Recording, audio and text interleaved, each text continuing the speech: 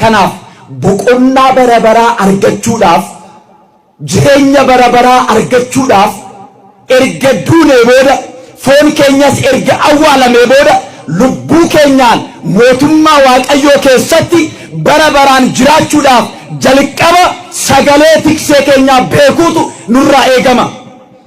Erga beeknee booda isatti amannee isa duuka deemnee isa wajjiniin jiraachuudha. Isarraa adda ba'uun hin barbaachisu. Mana isaa keessaa godaanuun hin barbaachisu. Isa ganuun isa shakkuun hin barbaachisu. Maaliif isa malee jireenyi waan hin jirreef. Kanaaf Kiristoos maal jedhe? Anaan dura kan dhufan isaan sobdoota. Dhuguma immoo ani Kiristoosidha jedhanii kanaan dura dhufanii turani garuu hin taaneef. Kiristoosiin booda immoo ani Kiristoosidha ani Iyyesuusidha jedhanii namoonni baay'een addunyaa kanarratti ka'anii turan. Isaanis sobdoota. Sagalee isaanii dhaga'inaa. Isaan duukaa hin deeminaa. Isin sagalee tiksee keessanii addaan baasaa beekaa.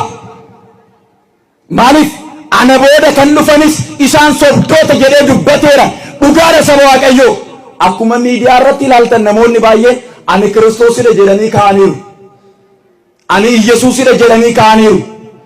Jalqaba adiirraa Yerusaalemitti dhaladhee garuu warra gurraacha ta'an warra Afrikaa gammachiisuudhaafan asitti dhaladhe jedhanii sobdoonnii fi shakkitoonni hedduun hattuu kan ta'an hoolota Waaqayyoo qaluudhaaf, hoolota Waaqayyoo gurguruudhaaf, hoolota Waaqayyoo hatuudhaaf namoonni baay'een ka'aa jiru. Isaan kanarraa of eeggachuudhaaf jalqaba tiksee dhugaatiif amanamuun barbaachisaadha. Tiksee dhugaa wajjin jiraachuu barbaachisaadha. Tikseen dhugaa immoo Iyyesuus Kiristoosidha. Tikseen gaarii Iyyesuus Kiristoosidha.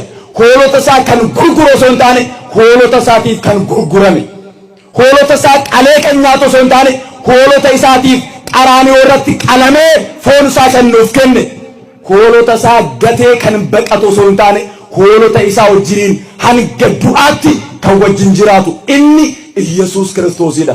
Erga du'ee booda hoolota isaatiif jedhee erga du'ee booda du'a injifatee hoolota isaa harka diinaa keessaa, harka shakkitootaa keessaa, harka addunyaa keessaa garbummaa waggaa 5,500 keessaa Kiristoos bilisa nu baaseera. Kanaaf bilisummaa kanaan jiraadhaa. Maaliin jiraadhaan isin jedhe? Dubbadhaa maaliin jiraadhaa?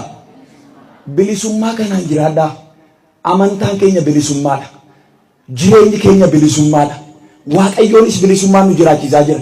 Maaliif garbummaa seexanaatti deebina? Maaliif garbummaa foonitti deebina? Maaliif hojii biyya lafaatti deebina? Maaliif gara cubbuutti deebina? Tokko bilisa baaneerra. Gara Waaqayyootti deebineerra. Ijoollee Waaqayyoo taaneerra. Amanneerra. Sagalee tiksee keenyaa dhageenyeerra. Tiksee keenya duuka buuneerra. Amma isa wajjin jiraachaa jirra. Kana booda duubatti deebi'uun hin barbaachisu.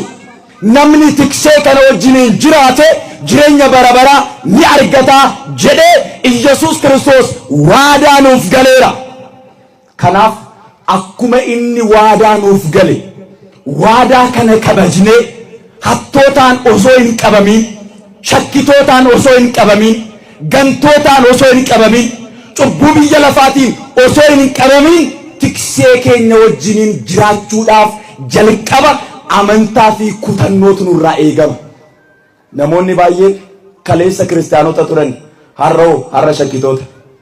Namoonni baay'een kaleessa aangoo mucummaa Sillaasee argataniiru har'a garboota seexanaati. Maaliif duubatti deebina? Maaliif gara garbummaatti deebina? Kanaaf gara Waaqayyootti deebinee sagalee tiksee keenyaa dhageenye tiksee keenya wajjiniin nagaa fi tasgabbii